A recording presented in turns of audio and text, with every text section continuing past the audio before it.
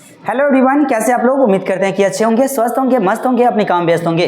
मेरे साथियों, आज जो मैं वैसे टॉपिक पढ़ाने वाला हूं जो ग्रामर का आप लोगों का 2026 में याद जो है एग्जाम की दृष्टि से कौन कौन इंपॉर्टेंट है, कौन कौन इंपॉर्टेंट नहीं है। ठीक है, तो मैं बताने वाला हूं, देखो यानी आज की मैं जो इसमें जो मैं बताने वाला हूं वो जो है इंग्लिश ग्रामर। ठीक है, इंग्लिश ग्रामर का कौन कौन टॉपिक आपको पढ़ना है। ठीक है, याद रखना, इंग्लिश ग्रामर की मैं बात करता हूं तो इंग्लिश ग्रामर में कौन कौन टॉपिक आपको पढ़ना है, कौन कौन छोड़ना है, ये चीज मैं बताने वाला हूं। ठीक है, तो याद रखना इंग्लिश ग्रामर का। तो देखिए इसमें जो है ना दो भागों में इसे मैं बांटूंगा डियर। इसमें जो याद रखना कि इसे जो है ना ग्रामर को मैं दो भागों में बांटूंगा। एक क्या है, एक जो है डियर ये बेसिक है। ठीक है, याद रखना, एक जो बेसिक ग्रामर और दूसरा जो आता है वो क्या आता है, दूसरा जो है डियर एडवांस आता है। क्या आता है? एडवांस। ठीक है, एक याद रखना, एक बेसिक और एक एडवांस। ठीक है, दो भागों में इस ग्रामर को मैं बांट के पढ़ूंगा। या तो इसमें क्या है, देखो एक जो आता है इसमें जिसका नाम है पार्ट्स ऑफ स्पीच। क्या नाम है मेरे डियर? Part of speech. और दूसरा जो एडवांस में भी मैं देखूंगा, देखो पार्ट ऑफ स्पीच का जो पहला पॉइंट आता है वो क्या आता है, यानी नाउन आता है। दूसरा जो आता है क्या डियर? प्रोनाउन आता है। ठीक है, याद रखना। तीसरा जो आता है वो क्या होता है? एडजेक्टिव होता है। ठीक है, याद रखना सभी स्टूडेंट। ठीक है,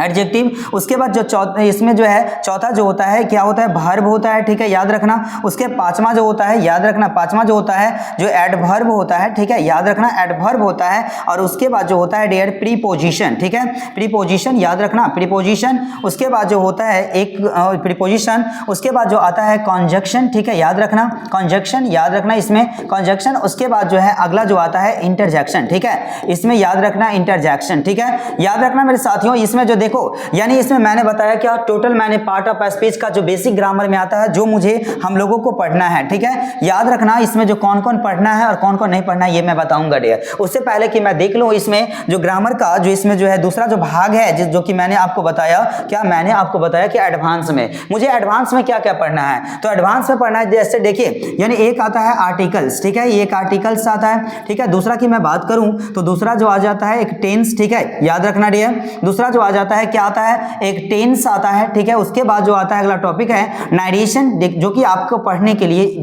काफी इंपॉर्टेंट है डियर। उसके बाद जो आता है वॉइस आता है। ठीक है, उसके बाद जो एक मॉडल जो होता है। ठीक है, याद रखना मॉडल है, मॉडल वर्ब होता है। ठीक है, उसके बाद जो मॉडल वर्ब की मैंने बात किया ना तो याद रखना मॉडल वर्ब आता है। उसके बाद जो है इसमें सब्जेक्ट है ना, याद रखना कि सब्जेक्ट है ना, उसके बाद वर्ब, उसके बाद एग्रीमेंट होता है डियर। ठीक है, याद रखना कि एग्रीमेंट। ठीक है, इसमें जो है एग्रीमेंट होता है। ठीक है, इसमें जो है याद रखना कि एग्रीमेंट। ठीक है, उसके बाद जो एक होता है डियर क्या होता है, कंडीशनल। ठीक है, याद रखना कंडीशनल है ना, कंडीशनल सेंटेंस होता है। ठीक है, याद रखना कंडीशनल क्या है, सेंटेंस। मेरे साथियों याद रखना कंडीशनल सेंटेंस यानी कुल मिलाकर के मैंने बताया क्या, इसमें 1 2 3 4 5 6 8 यानी 8 जो इसमें जो चैप्टर है ना जो कि आपको जो है ना बिहार बोर्ड के लिए काफी जो है पढ़ना इंपॉर्टेंट है। ठीक है, तो याद रखना इसमें जो मैंने पहला बताया बेसिक जो पार्ट ऑफ स्पीच में, इसमें नाउन भी हम लोग पढ़ेंगे, प्रोनाउन को भी देखेंगे, एडजेक्टिव को भी देखेंगे, वर्ब को भी, एडवर्ब, प्रीपोजिशन, कॉन्जक्शन। क्योंकि सबसे ज्यादा इंपॉर्टेंट है ना,